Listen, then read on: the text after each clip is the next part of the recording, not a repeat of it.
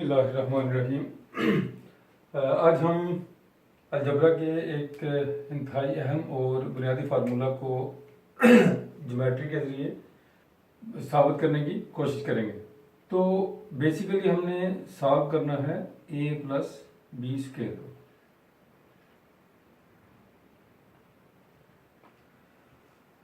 थोड़ी सी ज्योमेट्री और general concept की रिवीजन। फर्स्ट कर लें, मेरे पास 3 पॉइंट्स हैं A, P, C। अगर A से B जो है ये 3 किलोमीटर है और B से C 9 किलोमीटर है, तो टोटल A से C कितना डिस्टेंस हुआ? सीधी सी बात है, A से B हुआ 3 प्लस 9 किलोमीटर। तो आप इसको जमा करेंगे तो ये 12 बन जाएगा। इसी तरह एरिया जो है रेक्टेंगुलर शेप और स्क्वायर शेप कैसे निकालते हैं? रेक्टेंगुलर शेप ऐसी शेप है जिसकी 4 साइड्स हों, चारों एंगल्स 90 डिग्री के रेक्टेंगुलर एंगल्स हों, और आमने सामने की साइड्स जो हैं, ऑपोजिट साइड्स, वो बराबर हों। इसको हम कहते हैं रेक्टेंगुलर शेप। यानी अगर ये 4 है तो ये भी 4 हो, ये 2 है तो ये भी 2। और स्क्वायर शेप ऐसी शेप जिसकी 4 साइड्स हों, चारों एंगल्स 90 डिग्री के हों और चारों साइड्स आपस में बराबर हों। अगर ये 2 है, ये 2 है, ये 2, ये है स्क्वायर शेप।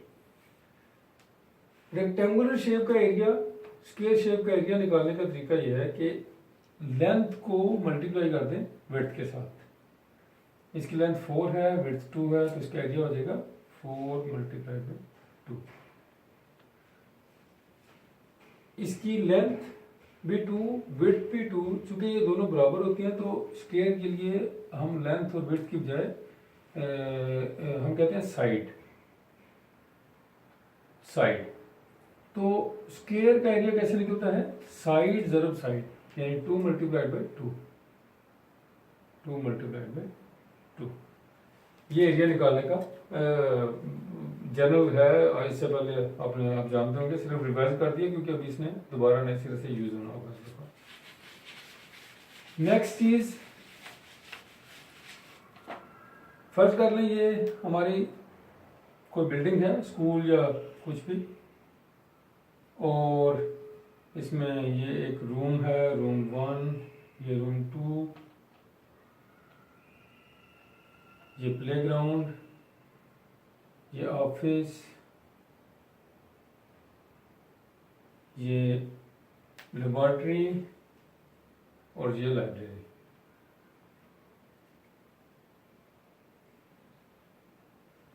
तो इसका अगर हमें R1 रूम 1 का, रूम 2 प्लेग्राउंड, ऑफिस, लाइब्रेरी और लैब का एरिया पता हो तो कुल एरिया कितना होगा?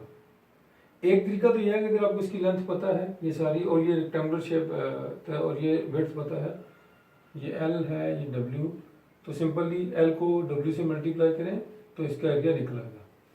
और दूसरा तरीका क्या है कि ये मल्टीप्लाई करने से जो भी आंसर आएगा वो किसके बराबर होना चाहिए? ये जो आपके रूम्स हैं, प्लेग्राउंड है, लैब है, इनके सब के एरियाज पे जमा कर लें तो वो भी स्कूल के कुल एरिया के बराबर। तो स्कूल का कुल एरिया क्या होगा?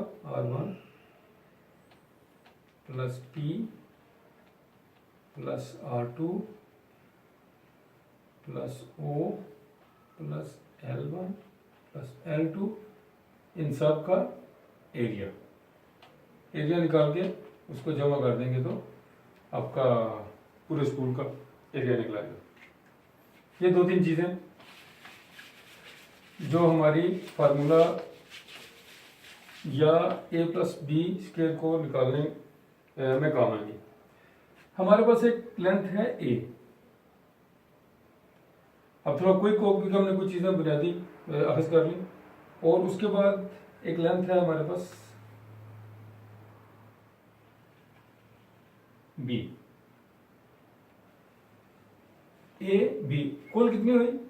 कुल हो गई ए प्लस बी। आपको याद होगा हमने पहले बिल्कुल स्टार्ट में देखा था कि दोनों को जमा करने से कुल लेंथ बन जाएगी। इसी तरह मेरे पास ये लेंथ है ए के बराबर और बिल्कुल इससे जुड़ी हुई ये लेंथ है बी के बराबर, ये बी के बराबर है, ये बी और ये बी। अब अगर मैं इनको मिला देता हूं आपस में, और ये 90 के हैं एंगल सारे, ये लेंथ कितनी हुई? ए प्लस बी, और ये कितनी हुई? ये भी ए प्लस बी, ये भी ए प्लस बी। तो ये एक ऐसी शेप है जिसकी चारों साइड्स बराबर हैं, ए प्लस बी, ए प्लस बी, ए प्लस बी, ए प्लस बी। तो ये कौन सी शेप है? Square shape. और इसका एरिया किसके बराबर है? साइड को मल्टीप्लाई कर दें साइड के साथ, यानी इसका एरिया हुआ ए प्लस बी स्क्वायर। ये तो हो गया एरिया निकालने का एक तरीका। ओके, सो अभी मैं यहां से एक लाइन ड्रा करूंगा, ये स्ट्रेट लाइन, फिर एक इधर से स्ट्रेट लाइन, ये बिल्कुल ये लाइन इसके पैरेलल है, मतवाजी है, और ये लाइन इस लाइन के मतवाजी है। तो अगर ये ए है, ये कितना हुआ? क्योंकि ये लाइन बिल्कुल सीधी जा रही है, ये भी ए हुआ, और ये ए है, तो ये कितना हुआ यहां से लेके यहां तक? ये भी ए के बराबर। ये यहां से यहां तक बी है, तो ये यहां से यहां तक कितना हुआ? राइट, बी, और बिल्कुल इसके बराबर ये कितना है? बी। और ये लेंथ कितनी किसके बराबर होगी? ए के बराबर। ये बी के बराबर थी, तो ये कितनी हुई? ये भी बी के बराबर, और ये भी बी के बराबर, और ये भी ए के बराबर।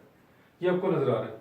अच्छा, अब ये पूरा जो हमने स्क्वायर शेप देखी थी ये सारी, इसका एरिया अगर आप देखें ये कितने छोटी शेप्स के बराबर है, तो ये है 4, number 1, number 2, number 3, number 4। Number 1 shape ये, नंबर 2 ये, नंबर 3 ये, और नंबर 4 ये। तो ये तो पूरे स्क्वायर का एरिया किसके बराबर है? एक तो हमने कहा था ये साइड मल्टीप्लाइड बाय ये साइड, तो इसका एरिया बराबर हुआ, सारी शेप का एरिया बराबर होगा ए शेप 1 का एरिया प्लस शेप 2 का एरिया प्लस शेप 3 का एरिया और प्लस शेप 4 का एरिया। तो टोटल एरिया हुआ 1 का एरिया प्लस 2 का एरिया प्लस 3 का एरिया प्लस 4 का एरिया। अब 1 क्या है? 1 देखिए, ये साइड भी ए, ये भी ए, चारों साइड बराबर है, तो ये हुआ स्क्वायर। स्क्वायर का एरिया निकालने का तरीका होता है साइड मल्टीप्लाइड बाय साइड, ये होगा ए मल्टीप्लाइड बाय ए, यानी ए स्क्वायर। ये 1। बी नंबर 2 है रेक्टेंगुलर शेप, क्योंकि आमने वाली साइड ये ए है, ये ए, और ये बी है, और ये बी। तो रेक्टेंगुलर शेप का एरिया निकलता है लेंथ मल्टीप्लाइड बाय विड्थ, ये हो जाएगा A multiplied by B, A B.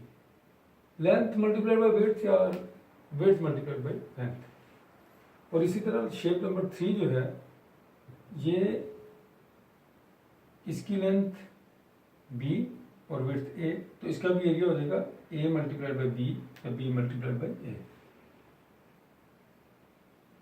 और नंबर 4 क्या है? नंबर 4 एक स्क्वायर है, बी, और स्क्वायर का एरिया निकालने का तरीका होता है साइड का स्क्वायर, बी स्क्वायर। तो टोटल एरिया किसके बराबर हुआ? टोटल हुआ 1 प्लस 2 प्लस 3 प्लस 4 का एरिया। तो हमारे पास बन जाएगा ये, इसको मैं ऐसे ही रहने दूंगा।